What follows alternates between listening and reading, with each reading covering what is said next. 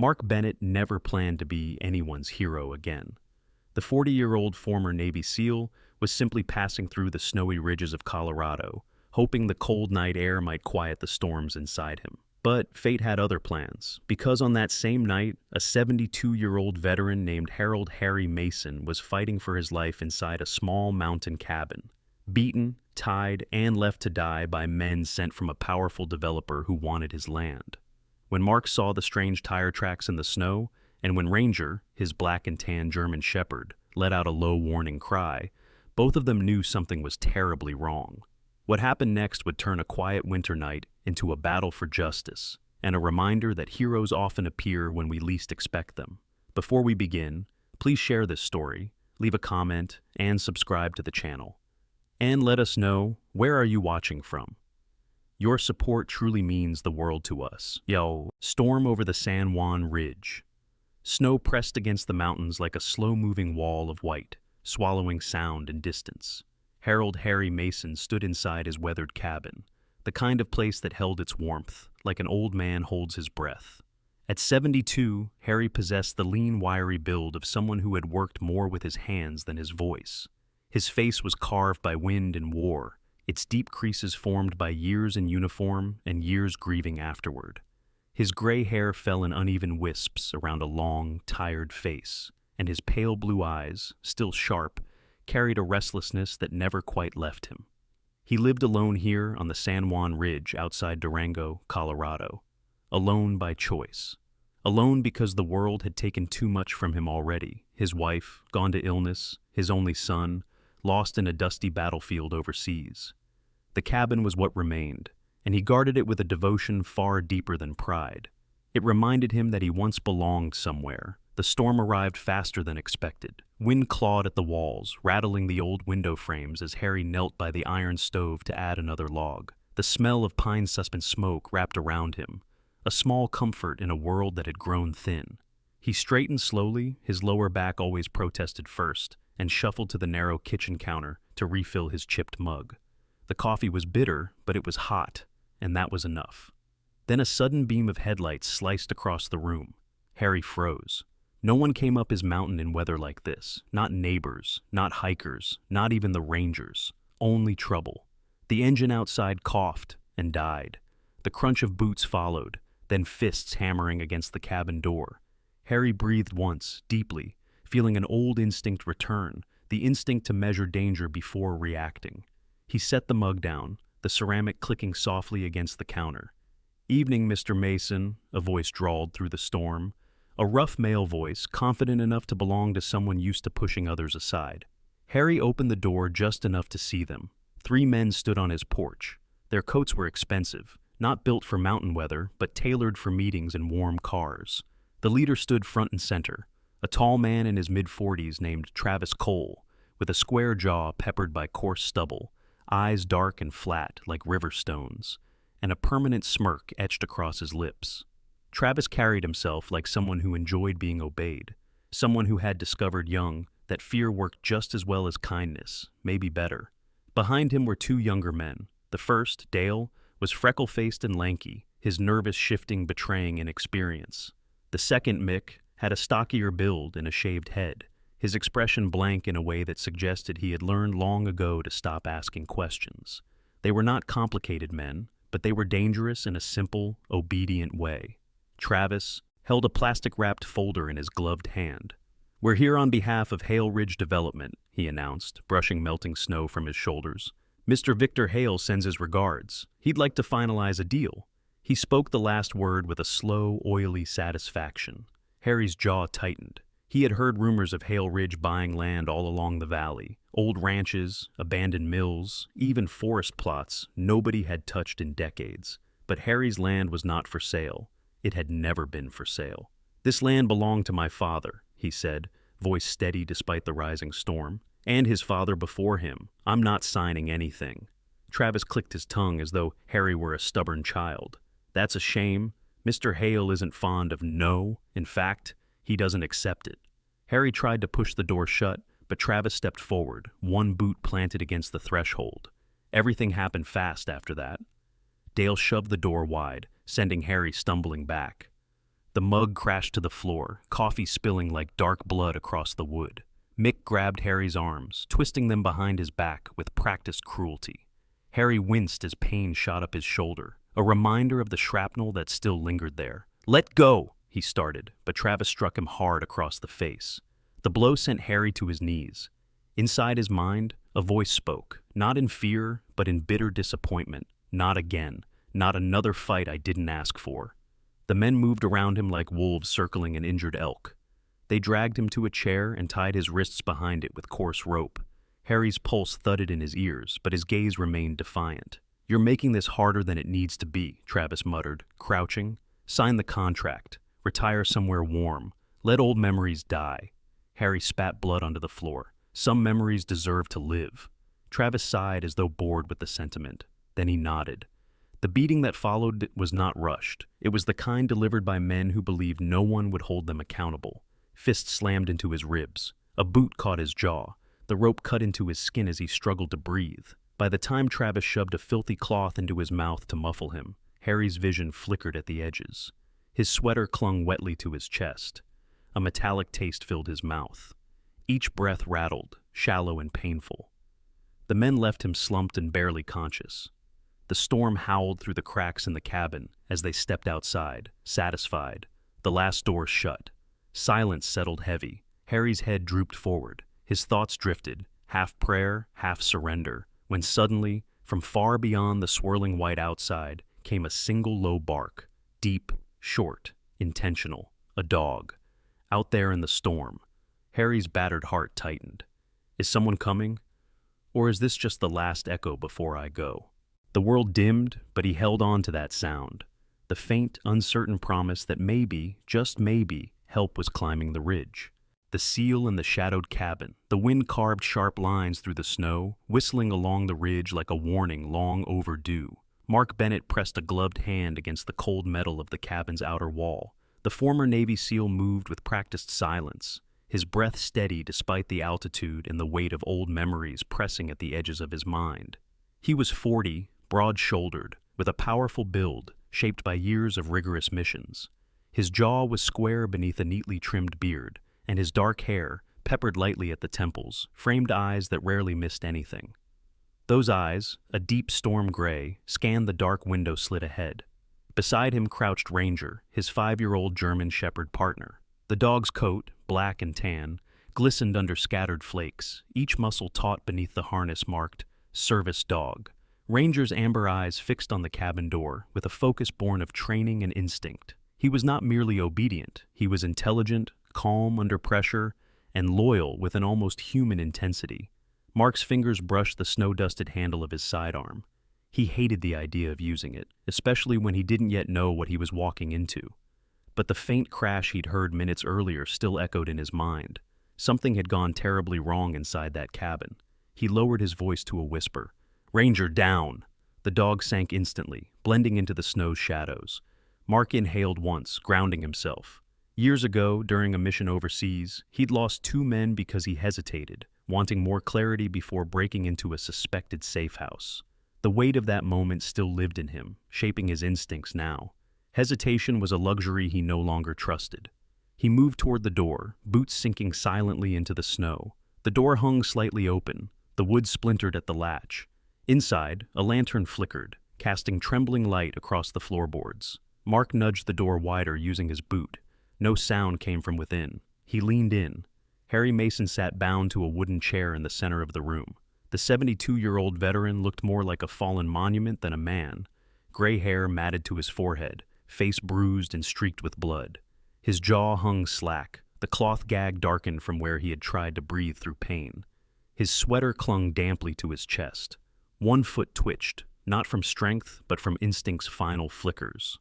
Mark's gut tightened. He had seen brutality before, but seeing it done to a man who looked like he'd once carried the same burden of service struck him deeper than he expected. He swept the room quickly. 2 knocked-over chairs, a broken mug, a folder on the floor. No attackers remained. He signaled Ranger with 2 fingers. The dog slipped inside, nose low, drawing in every scent. Gasoline, sweat, blood, and something else. Panic. Ranger's tail stiffened. A signal? Mark knew well. Whoever had done this was not far. Mark moved to Harry's side and touched his shoulder lightly. "Sir, can you hear me?" Harry's eyelids fluttered. A faint groan rose in his throat. That was enough. He was alive. Mark cut the ropes with a pocket knife and eased the older man upright. As he did, a faint wheeze escaped Harry's lips, a sound that mixed pain with relief and a desperate attempt to hold on to consciousness. "It's okay," Mark murmured, supporting him. "You're safe now."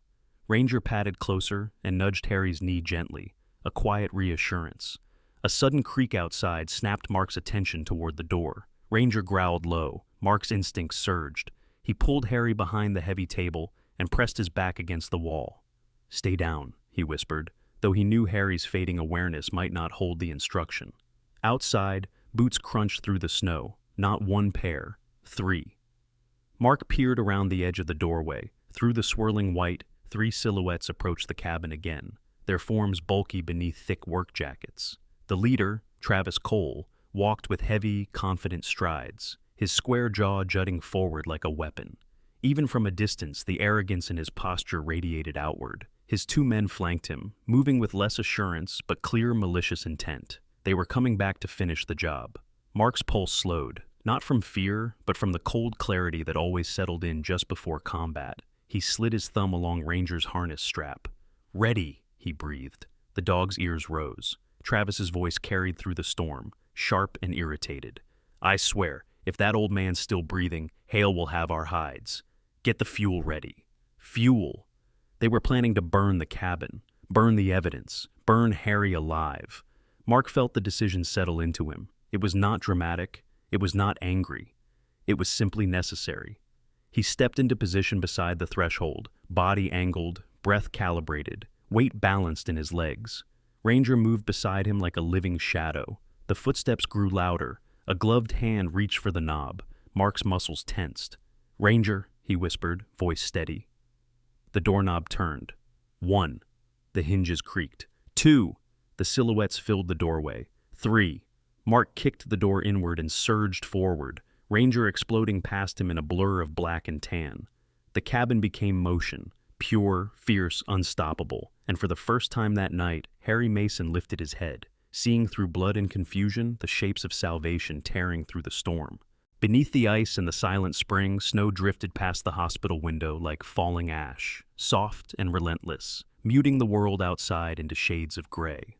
Mark Bennett stood beside the glass, arms crossed over his broad chest, the familiar ache in his left knee pulsing with the cold. The former SEAL's frame remained steady, but his mind churned with calculations the way it had during missions, observing, analyzing, preparing for the next threat, even when the room around him appeared calm. Behind him, in a narrow hospital bed, Harold Harry Mason slept under dim light. The old veteran's bruises had darkened overnight, purplish shadows beneath half-swollen eyes, a split lip crusted with dried blood, and ribs wrapped in thick bandages. He looked small inside the blanket, but there was nothing small about the stubborn strength that held him together. 72 years had carved those lines into his face, grief, loyalty, and the kind of determination that came only from surviving what others never could.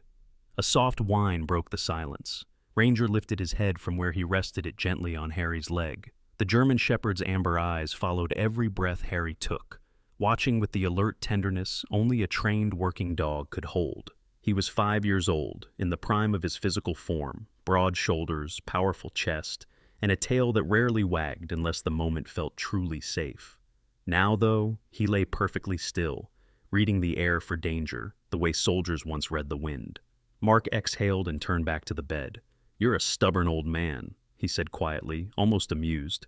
Harry's eyelids fluttered. His voice came out hoarse. "Years of practice." Mark pulled a chair closer. "You're lucky you're alive." Harry winced as he adjusted his position. "Luck had nothing to do with it. You and that dog of yours. You two showed up like the cavalry." Ranger nudged Harry's hand as if accepting the gratitude. A nurse entered then, a woman in her early 50s named Linda Carver. She was short and rounded at the shoulders, with soft brown hair tied back and warm, hazel eyes marked by faint smile lines. Her demeanor held the steady reassurance of someone who had raised 3 children and tended to countless patients. She checked Harry's vitals with patient, motherly precision. "You gave us quite the scare, Mr. Mason," she murmured. Men your age shouldn't be wrestling with criminals in the snow. Harry managed a faint grin. Didn't plan on wrestling. They chose the match. Linda shook her head but patted his arm gently. Her kindness, Mark noticed, didn't dull her awareness. Her eyes flicked toward the hallway twice as if expecting trouble. She had seen violence before. She carried the quiet resilience of someone who'd lost a husband in a mining accident decades earlier, a tragedy that taught her how quickly life could split in two. When she left, Harry turned to Mark. They wanted the land, he whispered. Not for a cabin, not for some tourist trap. There's more under those rocks than people realize. Mark leaned forward. Tell me. Harry took a slow breath. There's a spring beneath the ridge. Old. Deep. My father talked about it when I was a boy. We never did anything with it. Never needed to. But years ago, some university researchers came up. They said the water was mineral rich. Valuable. I didn't think much of it. And now Hale does, Mark muttered. Harry nodded. He wants what's below, not what's above. Ranger stood suddenly, head snapping toward the window. His fur bristled. Mark followed his gaze. Outside, across the parking lot, a dark SUV crawled along the far lane. The windshield was tinted, the license plate obscured by snow. The vehicle slowed for a second, just long enough for Mark's instincts to flare, before continuing down the sloped exit. Harry swallowed hard. They're watching. They're scared, Mark corrected. Big difference. But privately, the SUV bothered him. It moved too slowly, too deliberately. Whoever sat behind that wheel had been looking for someone. Mark checked the small black device Ranger had carried earlier, the one the dog dug out of the snow near the cabin. It was compact, rectangular, made of matte black metal with a single cracked LED strip. Definitely professional grade. He turned it over, locating a serial number etched faintly along the side. Harry watched him. Military? Not ours, Mark answered. Corporate-grade reconnaissance. Maybe covert surveying. He paused. Something expensive. Ranger growled again, so soft it was more vibration than sound.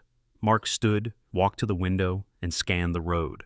Nothing now but snow, piling in quiet drifts. He felt his past rising inside him. The missions, the warnings ignored, the threats that grew teeth. He had promised himself he would stay away from trouble after leaving the service. But trouble, it seemed, had a way of sniffing him out anyway.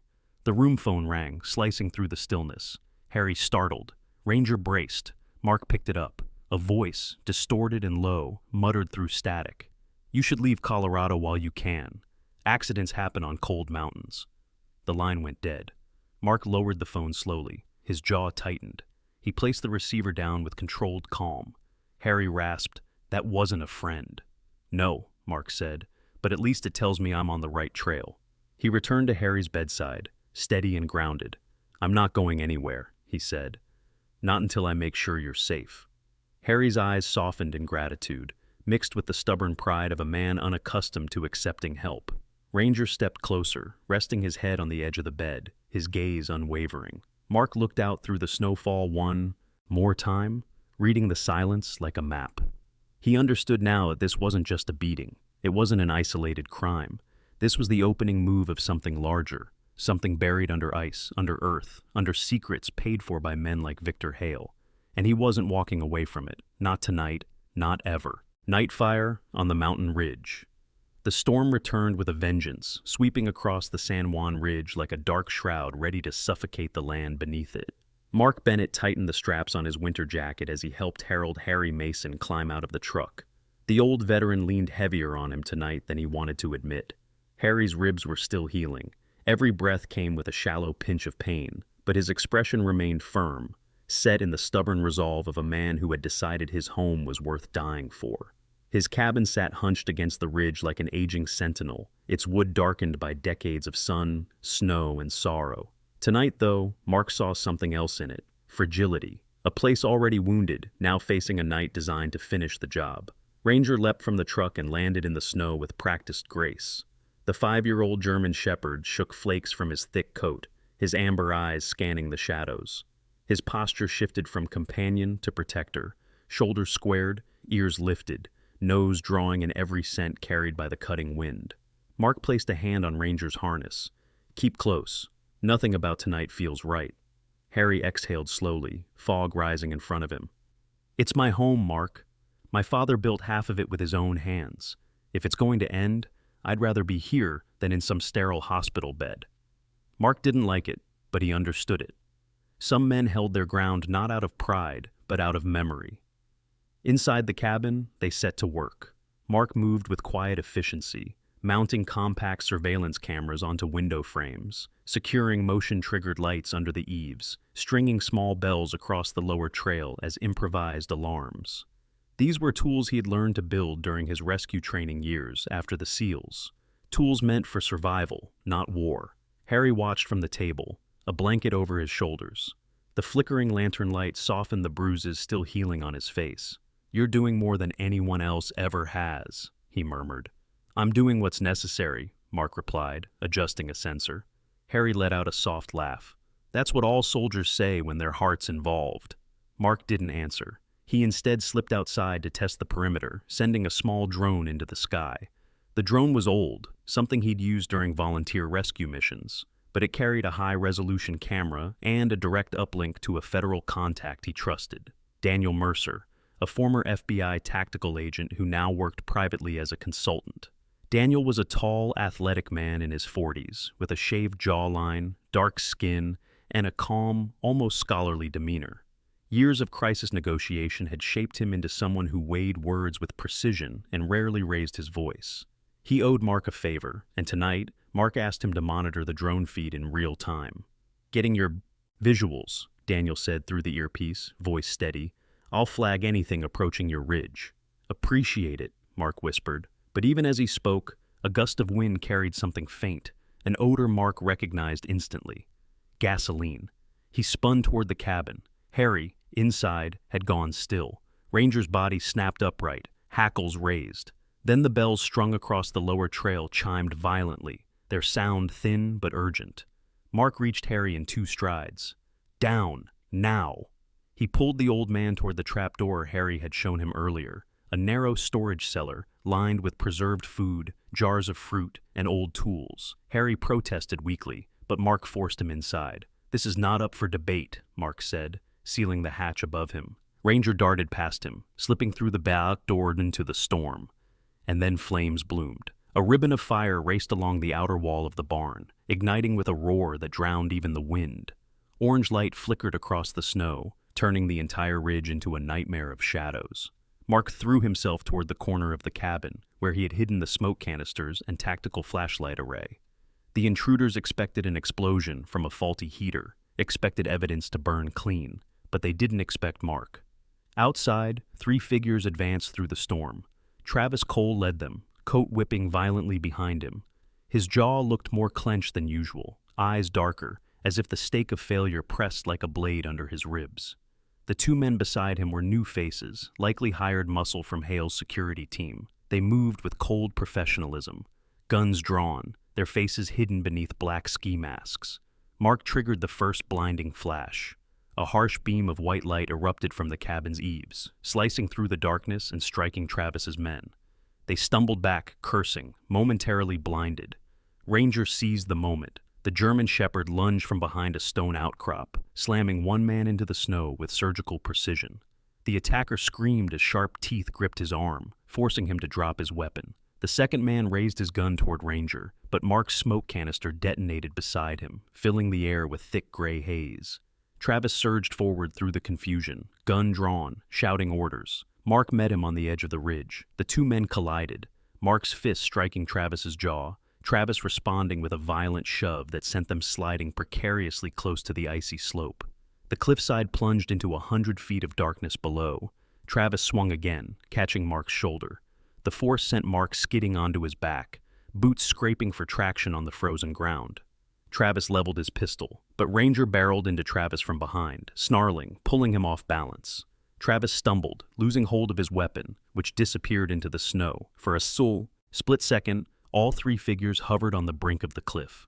Mark's left foot slipped, the world tilted. Then Ranger clamped his jaws onto Mark's jacket sleeve, anchoring him just inches from the drop. Mark scrambled back onto solid ground, chest heaving. Travis, realizing the fight was lost, staggered toward an ATV hidden behind a cluster of pines. He started the engine and sped off into the storm. Mark lifted his drone controller with frozen fingers. "Daniel," he gasped, "you've got eyes on him?" "Already tracking," Daniel replied, "sending feed to the state troopers. They're moving." Sirens wailed faintly in the distance, growing louder, echoing off the mountains. By the time officers reached the burning homestead, the barn was half collapsed, and smoke curled into the dark sky like a final warning. But Harry climbed out of the cellar alive, coughing yet still standing. Mark sank against the charred cabin wall, drenched in sweat, soot, and blood. Ranger pressed against him, chest rising and falling in heavy breaths, but eyes bright and alert. For tonight, at least, the mountains still belonged to them. Land held, heart mended. The winter sun glimmered like a pale coin pressed against the sky, its weak light spilling across the San Juan Mountains in thin, shimmering ribbons. The storm-scorched ridge still bore black scars from the fire, but snow had softened the edges, turning destruction into something gentler, almost a memory rather than a wound. Mark Bennett stood beside the rebuilt cabin, exhaling a long plume of white breath. His jacket smelled of sawdust and cedar. They had spent weeks repairing the damage, board by board. Harry insisted on doing part of the work himself, even with his ribs still aching and his shoulders stiff from age. He said it helped him put the ghosts back where they belong. Now, months after the night hail tried to erase a life, the ridge looked whole again, and for the first time in years, Harry looked whole too. He sat on the front steps in his patched flannel jacket, a ceramic mug of black coffee cupped in his scarred hands. His white hair fluttered in the breeze, and the deep lines across his face had softened, not erased, but eased, like old maps finally folded and put away.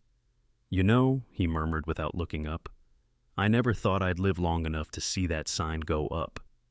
Mark smiled. Ranger had trotted ahead of him, and now circled the new wooden post planted at the bend in the hill. The sign gleamed golden in the afternoon light. Mason Ridge Homestead, established 1897, protected for future generations.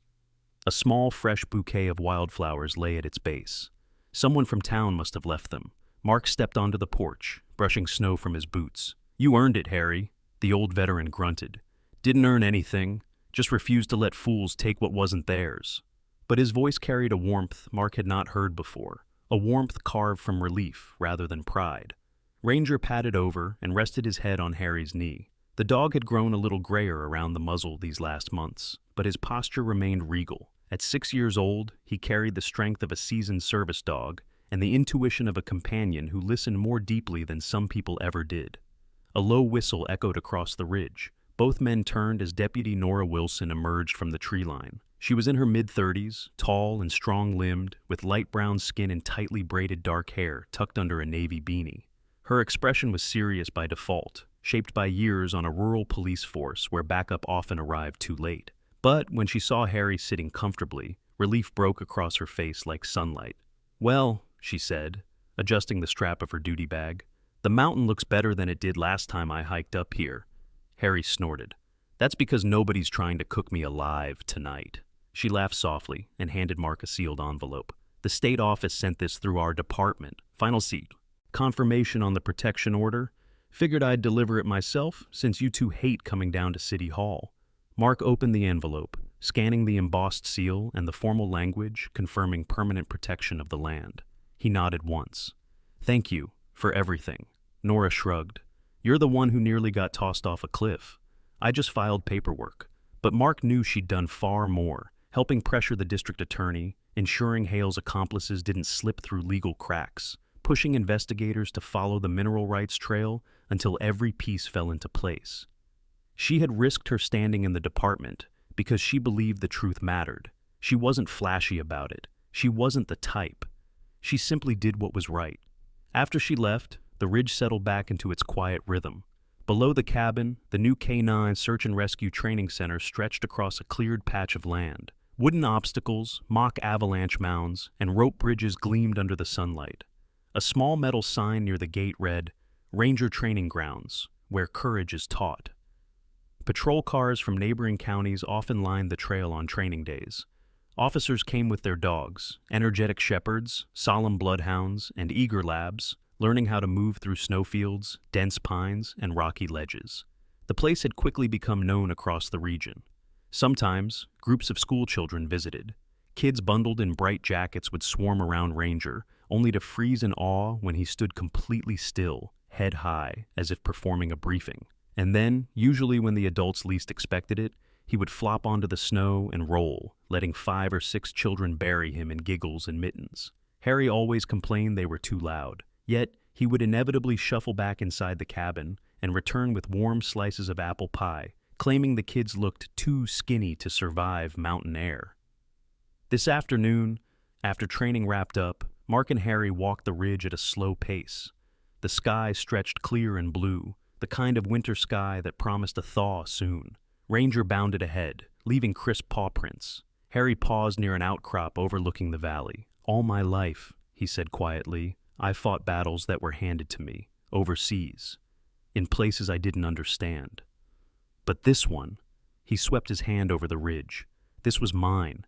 This was worth every bruise I've taken." Mark nodded. "If not for you, Ranger and I would probably still be drifting from one job to the next. This place, it anchored us." Harry chuckled. "You talk too much for a Navy man." Ranger barked once as if agreeing. Harry reached down and patted the dog's head. His touch was gentle, almost reverent, like greeting an old friend who had pulled him out of darkness. A warm wind rose, stirring the thinning snow. Harry picked up a bright orange rubber ball and tossed it down the slope. Ranger launched himself after it, snow spraying behind him like frosted wings. His service medal clinked softly against his harness, gleaming under the sun, as he bounded joyfully across the ridge.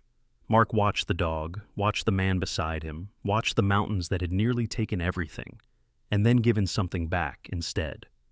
The storm was gone. The home was rebuilt, and 2 wounded lives had somehow become whole again. In the quiet hush that settled over Mason Ridge, one truth remained brighter than any sunrise over the mountains. Miracles do not always arrive as thunder or blinding light. Sometimes they come in the shape of a weary veteran who refuses to surrender what is right. Sometimes they walk on 2 tired feet or run on 4 strong paws through falling snow. Sometimes they come as courage, persistence, or the simple kindness of those who choose to stand beside the vulnerable. And sometimes they come because God nudges the right people onto the right road at the right moment, even when they do not realize they are being guided. Mark never planned to drive through that storm. Ranger never planned to hear a cry wrapped in the wind. Yet they arrived, not by chance, but by grace. Life is like that for all of us. In the long, ordinary days when burdens feel heavy and help seems far away, God is still working quietly. He shields us in ways we cannot see. He strengthens us when we falter. He restores what was broken and brings light into places we thought would forever stay dark. If this story touched your heart, share it with someone who may be walking through their own winter. Leave a comment below and tell us what blessing you are praying for today. And if you believe God still protects the lonely, lifts the weary, and sends help right when we need it most, don't forget to subscribe to the channel. May the Lord bless you, keep your home safe, and watch over you and your loved ones, today, tomorrow, and in every quiet miracle still waiting to unfold in your life. Amen.